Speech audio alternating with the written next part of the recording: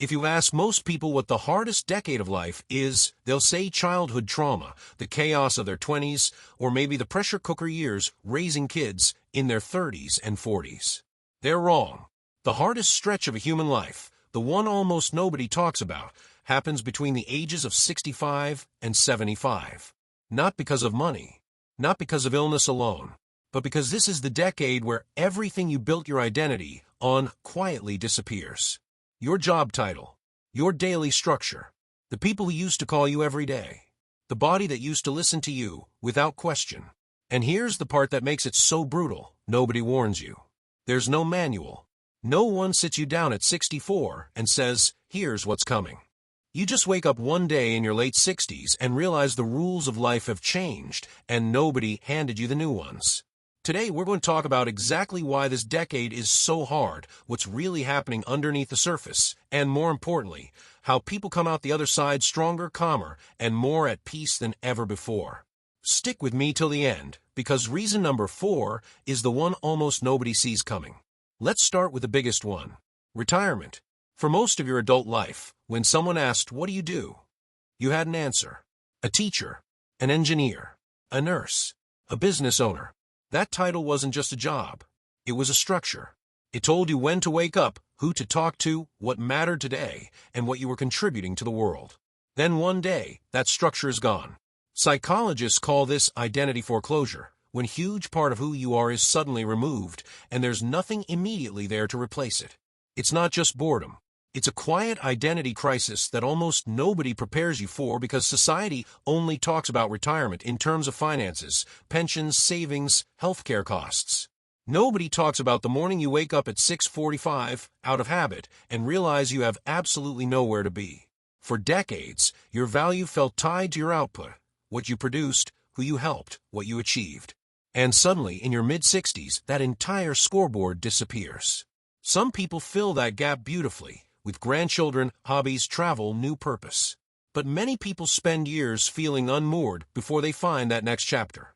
And that gap, that searching period, is one of the loneliest parts of this decade. Here's the second reason, and it's the one most people feel before they even realize what's happening.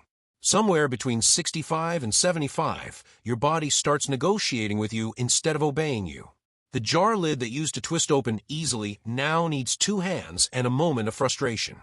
The stairs you used to climb without thinking now ask for a pause halfway up. Reading a menu in dim lighting becomes a small daily challenge. None of these things happen overnight. They creep in slowly, one small adjustment at a time, until one day you realize you've quietly rebuilt your entire daily routine around limitations you didn't have 5 years ago. And it's not just physical. This is also the decade where memory starts to feel less reliable. Not necessarily a medical concern, just the ordinary slowing that comes with aging. Walking into a room and forgetting why. Pausing mid-sentence because the word just won't come. For most people, this is completely normal aging. But it doesn't feel normal. It feels like losing a piece of yourself, one small moment at a time. This is also, statistically, the decade where health scares become more frequent. A friend has a heart procedure. A sibling gets a diagnosis. You start attending more funerals than birthdays. And even if your own health is fine, you become acutely, constantly aware that the body is no longer something you can take for granted. That awareness, that quiet background hum of "my body is changing and I can't stop it," is exhausting in a way that's hard to explain to anyone younger. Now here's where it gets interesting. Because everything we've talked about so far, the identity loss, the body changing, those are things people sort of expect, even if no one prepares them properly. But there's a third reason this decade is so hard, and it's the one that catches people the most off guard. It's not about you at all. It's about the people around you. And what happens to your social world in this decade is something almost nobody sees coming until they're standing right in the middle of it. Between 65 and 75, your social circle doesn't just shrink. It restructures itself in ways that can feel disorienting. Friends move closer to their grandchildren, sometimes across the country. Old colleagues you saw daily for 30 years simply stop being in your life because the workplace was the only thing connecting you. And then there's the part nobody wants to say out loud. This is the decade where you start losing people. Not metaphorically, actually losing them. A spouse, a sibling, a lifelong best friend. Researchers who study aging describe this stage as a period of accumulated loss, where grief doesn't come as one single event, but as a slow accumulation, year after year, of people leaving your life faster than new ones are entering it. And here's the cruel irony. This is exactly the decade when you have more time than ever to spend with people. No job, fewer obligations. But the people you most wanted to spend that time with are often the ones who are no longer here or no longer nearby. Loneliness researchers have found something striking. Social isolation in this age range doesn't just affect mood.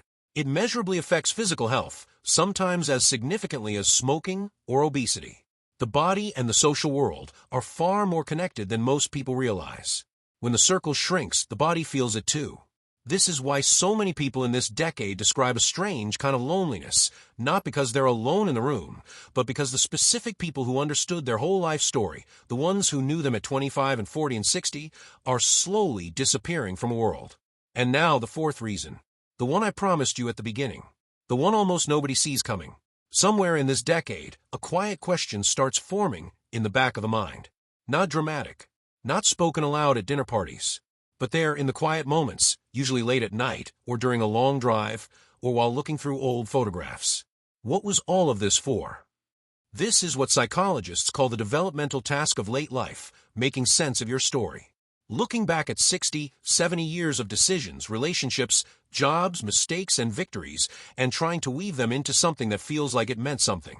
For some people, this process brings deep peace.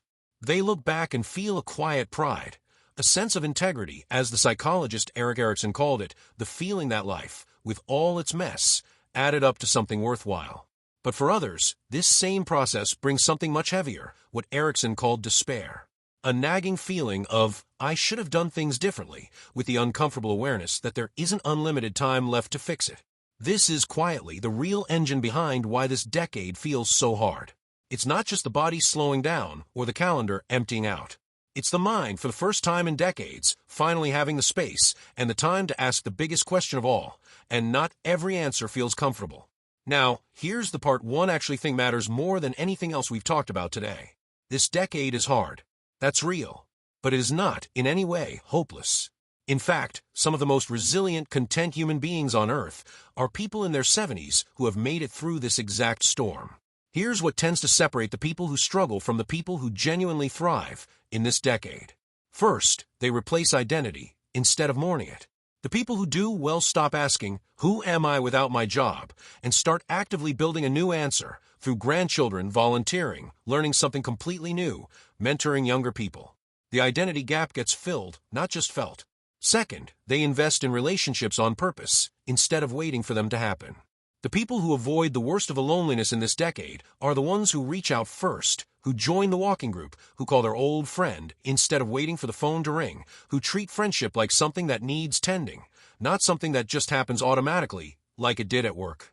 And third, and this might be the most important one, they make peace with the story instead of rewriting it with regret.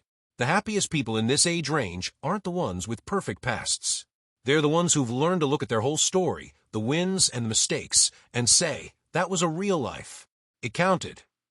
That, more than anything, is what turns this decade from the hardest one into, for many people, one of the most meaningful ones. So if you're in this decade right now, between 65 and 75, and some days feel heavier than they should, I want you to hear this clearly. You are not weak, and you are not alone. What you're feeling has a name, it has a reason, and it has been felt by almost every single person who has ever walked this same stretch of road.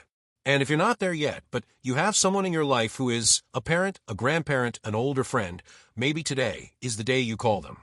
Not for a big reason, just to say hello. You have no idea how much that 5-minute phone call might mean. If this video meant something to you, hit that like button, subscribe for more videos like this one, and tell me in the comments, what's one thing that's helped you or someone you love get through this stage of life? Thank you for watching. I'll see you in the next one.